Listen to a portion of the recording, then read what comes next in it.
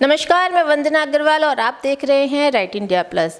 देश की राजधानी दिल्ली में आज भागम भाग बग्गा की खबर ने पूरी जनता को चौंका कर रख दिया है। 3 राज्यों की पुलिस ने किस तरह से पकड़म पकड़ाई बग्गा के साथ खेली और आखिर में पंजाब पुलिस ने क्या सफाई दी, इसी विषय को लेकर इस वक्त हम मौजूद हैं ओम विहार वार्ड में और हमारे साथ बीजेपी नेता पार्षद पति महेश अवाना जी मौजूद हैं। चलिए इनसे ही इसी विषय पर चर्चा करते हैं। सर, सबसे पहले स्वागत है आपका राइट इंडिया प्लस पे।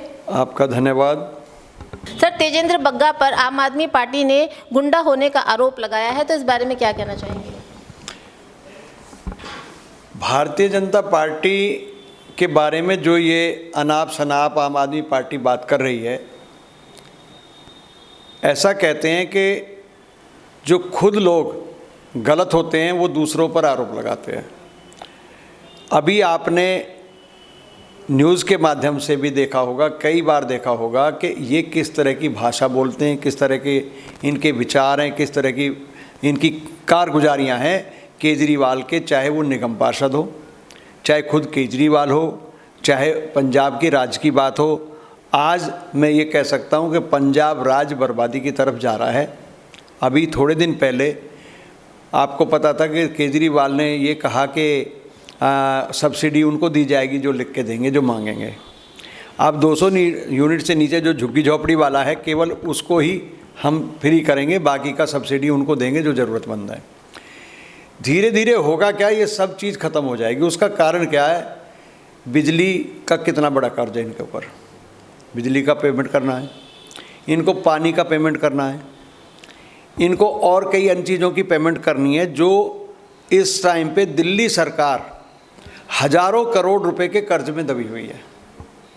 जब आप फ्री सब चीज़ करेंगे तो दिल्ली की बर्बादी नहीं, ये देश की बर्बादी होगी। आज एमसीडी कर्मचारियों को समय पर पैसा नहीं मिल रहा। जो स्कूल में बच्चों को अध्यापक पढ़ाने वाले हैं उनको समय पे पैसा नहीं मिल रहा। आप सब जानते हैं, पेपर के माध्यम से भी, न्यूज़ के माध्यम से भी रोज़ाना सुनते हैं, रोज़ाना सब कुछ होता है।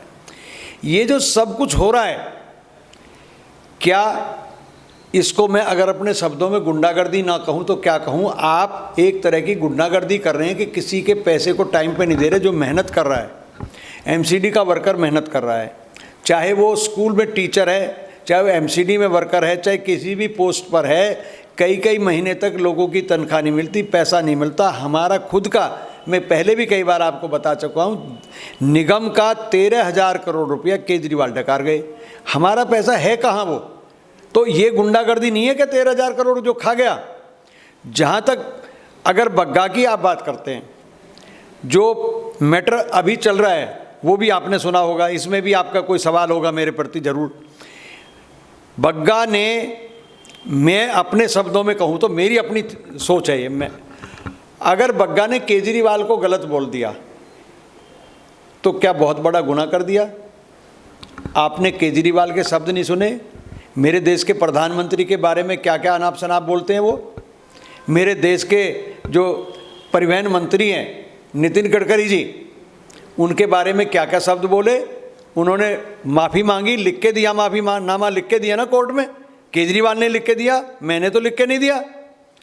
आप किसी एक बहुत इज्जतदार पोस्ट होती है जिसको सम्मानित पोस्ट कह सकते हैं, एक मुख्यमंत्री की पोस्ट है।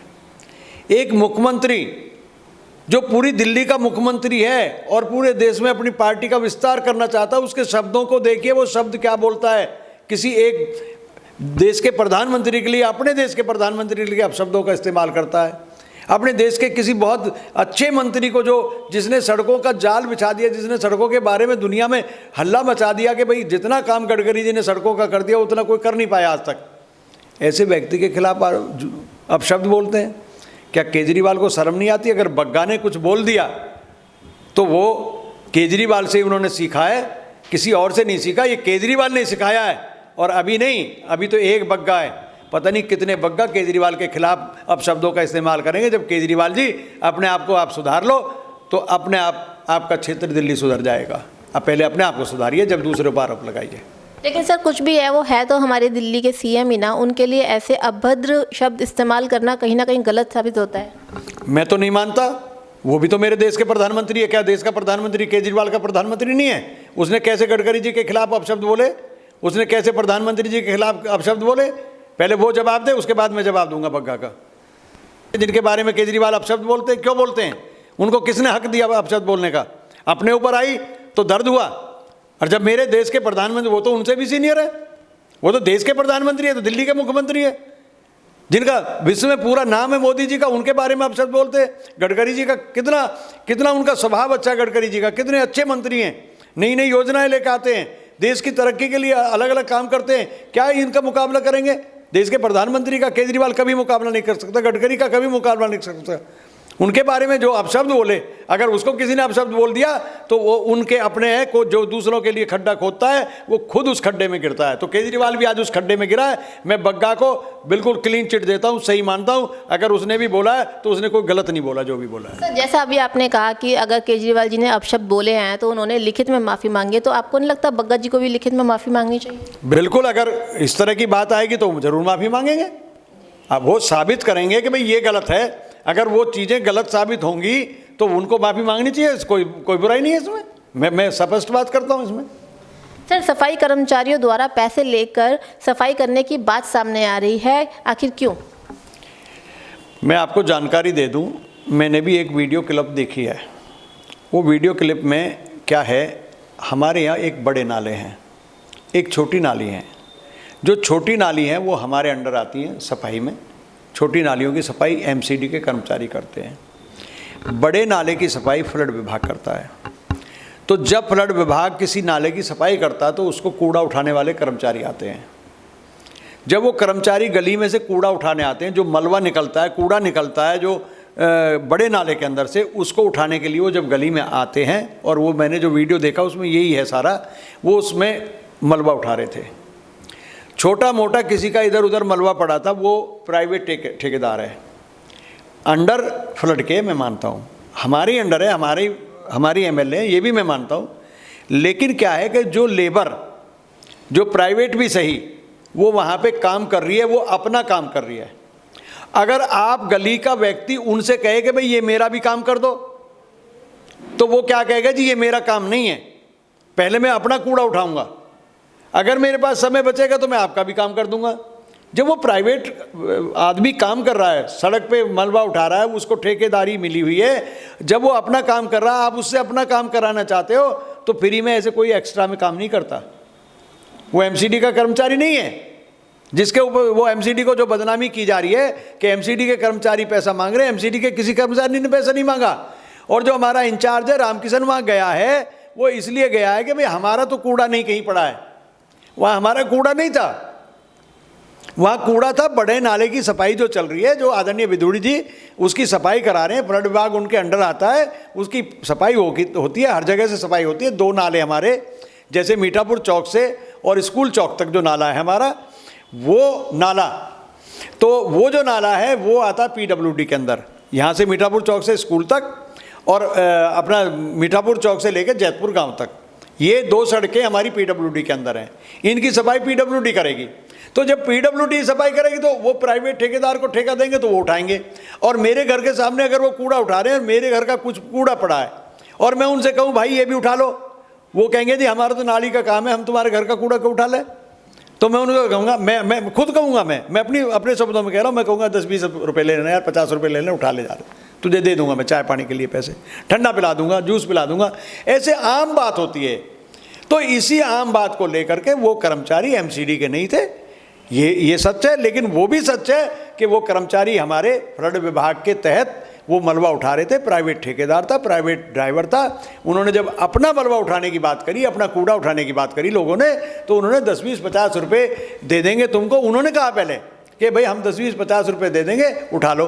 जब तुम कह रहे हो अपने मुँह से कि दे देंगे, तो वो तुम्हारा काम कर रहे हैं, तो तुमने देने के लिए कहा तो वो ले लिया, तो क्या हो गया उसमें? हमारा जो कर्मचारी एमसीडी का, उसकी मैं इतनी ज़रूर बात कहूँगा कि वो ऐसे पैसे नहीं मांगता। हाँ, जब होली दिवाली कोई त्यौहार होता है तो लोग खुशी से, अगर किसी ने डिब्बा दे दिया मिठाई का, 50 रुपये दे दिए, कोई अपनी मन से किसी ने कुछ दे दिया, तो वो लेते हैं अपने मुंह से, कभी वो किसी से मांगते नहीं है। इतनी गारंटी मैं दे सकता हूँ। और अगर ऐसा कोई साबित कर दे कि मेरे एमसीडी के कर्मचारी ने किसी से पैसा लिया है, तो उस एमसीडी कर्मचारी की सस्पेंड के गारंटी मैं दे रहा हूँ, उसको तुरंत सस्पेंड किया जाएगा। वो साबित करें कि इस आदमी ने पैसा लिया, मांगा पैसा। लोग क्या करते हैं, छोटे मोटे काम के लिए, घर के अंदर कूड़ा है उनका, उनको कूड़े को कहाँ डालना है, अपनी डस्टबिन में इकट्ठा करना चाहिए। अपनी डस्टबिन में इकट्ठा करके जब हमारा टम्प हो जाए तो उसमें डाल देना चाहिए। लोग क्या करते हैं, उस कूड़े को सड़क पर डाल देते हैं, जबकि हमारा टेम्पो जाता है उसमें डालना चाहिए, अपने घर में डस्टबिन में इकट्ठा रखना चाहिए, और इकट्ठा हो तो डालते हैं। सेक्टरों में यही होता है, हर जगह यही होता है। अब मेरे सेक्टर, मान लो मेरा एक मकान है फरीदाबाद में, मैं वहाँ जब रहता हूँ कई बार, तो वहाँ क्या होता है कि कूड़े लेने वाला टेम्पो आता है, वो टेम्पो वाले को हम अपनी मर्जी से कई बार 150 रुपये दे देते हैं। अरे क्या हो गया, कोई गरीब आदमी है, कोई मजदूर आदमी है, अगर उसको 50-40 रुपये आपने दे भी दिए, 10-20 रुपये दे भी दिए, और तुम्हारा काम भी कर रहा है अलग से, वो ठेकेदारी में नहीं कर रहा, अपनी नौकरी के तहत नहीं कर रहा, वो आपका अलग से काम कर रहा है। जब वो अलग से करेगा अपने टाइम के बाद, तो आपसे पैसा ले लेगा, फ्री में तो कोई नहीं करता। तो हमारे कर्मचारियों के ऊपर जो आरोप लगाया गया इस माध्यम से जो आप बता रहे हो, वो बिल्कुल निराधार है। और कोई साबित करे मेरे कर्मचारी ने अगर किसी से पैसा लिया है तो उसका जुर्माना मैं भरूंगा, मेरा कर्मचारी नहीं, मैं भरूंगा, और जुर्माना भी दूंगा, और उसके बाद में अपने कर्मचारी को सस्पेंड भी कराऊंगा। सर, बिजली की बात करते हैं तो 200 यूनिट पूरी दिल्ली में केजरीवाल जी ने फ्री दिए हैं, जिसके ऊपर बीजेपी ने बहुत हंगामा किया, और आखिरकार अब केजरीवाल जी ने डिसाइड किया है कि 1 अक्टूबर से वो सब्सिडी देंगे बिजली के ऊपर। तो अब आप क्या कहेंगे इस बारे में? देखिए, मैं एक बात जानता हूँ कि किसी को भी बिजली पर सब्सिडी देने की ज़रूरत नहीं है, किसी को भी, कोई भी हो। हर आदमी कमा रहा है, खा रहा है पेट भर के, राशन सरकार फ्री में दे रही है, सालों हो गए देते देते। आप जाकर देखिए कितने लोग ऐसे मिलेंगे आपको, दारू सस्ती कर दी केजरीवाल ने, दारू पीते हैं, झुग्गी में आराम से सोते हैं। जो नौकरी कर रहे हैं, जिनकी सरकारी नौकरी है, कहीं कर रहे हैं, वो अपना पैसा बचा रहे हैं। बिजली फ्री, पानी फ्री, राशन फ्री, सब चीज़ फ्री हो गई। एक दिन फ्री क्या होगा, सब कुछ फ्री हो जाएगा, श्रीलंका जैसा हाल आपका भी हो जाएगा। मैं ये मानता हूँ हर आदमी को भगवान ने 2 हाथ दिए हैं। कोई मजबूर है कोई जिसके पास हाथ नहीं है, जो लाचार है, अंधा है, लंगड़ा है, बहरा है, बहरा भी काम कर सकता है, अगर उसको बता दो ये काम करना है, इशारे से सब लोग काम कर सकते हैं, और हर आदमी को काम करना चाहिए। अगर घर में बैठ के खाओगे, कहते हैं घड़ा जब भरा होता है उसमें से अगर एक एक बूंद भी रिसने लग जाए, गिरने लग जाए उस घड़े में से, किसी तरह से उसमें दरार हो जाए छोटी सी, तो वो घड़ा भी खाली हो जाता है। बूंद बूंद से घड़ा खाली हो जाता है। तो मैं कह सकता हूँ देश की आर्थिक पोजीशन ख़राब हो जाएगी। हम कब तक किसी को फ्री का बांटेंगे? हर आदमी को ये करना चाहिए, फ्री में ना हाथ ना फैलाए, वो हाथ ऐसे ना करे, अपने किसी के सामने मांगे ना, वो किसी को देने लायक बने, लेने लायक ना बने। तो मैं तो देश को ये चाहता हूँ, मेरा देश ये ऐसा बने, मेरे हर घर में इतनी खुशी हो। जो आलसी हैं, पड़े हैं, जो फर्जी ज़मीनों पर कब्जा कर रहे हैं, मैं देशवासियों को, सबको, अपने प्रधानमंत्री को भी, मुख्यमंत्री को भी, मैं जहाँ भी ये रोहिंग्या मुसलमान हैं, चाहे बांग्लादेशी मुसलमान हैं, चाहे कोई पाकिस्तानी छुप के रह रहा है, सबको इस देश से बाहर करें, किसी भी तरीके से, कैसे भी करके करें, नहीं तो ये हमारे देश में लड़ाइयाँ कराएंगे, आपस में लोगों को लड़ाएंगे। अब मेरा देश ऐसा है जिसमें सारे धर्म हैं और सब धर्मों का बराबर सम्मान होता है, किसी का अनादर नहीं होता, सबका आदर होता है, और सब मिल कर के रहना चाहते हैं। लेकिन जो कहते हैं ना कि बीच में जब तीसरा कोई आता है तो वो आपस में लड़ा देता है, चाहे वो कोई छोटा परिवार हो, चाहे वो गांव हो, चाहे वो देश हो, चाहे प्रदेश हो। सर, जैसे अभी आपने रोहिंग्या और बांग्लादेशियों के बारे में बात करी, तो इसको लेकर एक ही समुदाय पर, ये मुसलमानों पर टारगेट किया जा रहा है, ऐसा क्यों? अगर आपको लगता है कोई रोहिंग्या या बांग्लादेशी है तो उन्हीं को हटाओ ना। मैं सभी मुसलमानों की बात ही नहीं की। मैं ये कहना चाहता हूँ जो भी मुस्लिम हैं इस देश के, जो असली मुसलमान हैं, जो भारत में सदियों से रह रहे हैं, उनकी मैं बात नहीं कर रहा। मैं बात उनकी कर रहा हूँ जो अचानक चोरी से, छुप के, किसी तरह से यहाँ आकर बस गए हैं। जो भारत का असली मुसलमान है वो कोई नुकसान नहीं कर रहा, ना ही उनको कोई नुकसान कर रहे हैं। कुछ लोग उनमें से उन लोगों की भाषा बोलने लगते हैं, उन लोगों के विचारों से वो भ्रमित हो जाते हैं और वो उनकी तरह से ही वो करने लगते हैं। वो तो चाहेंगे कि मेरे देश का मुसलमान का और हिंदू का झगड़ा हो, तभी तो उनको जगह मिलेगी, तभी तो उनको मौका मिलेगा। तो वो मौका देना चाहते हैं, हमारे बीच में आपस में झगड़ा कराना चाहते हैं। अंग्रेज़ों वाली बात है, फूट डालो और शासन करो।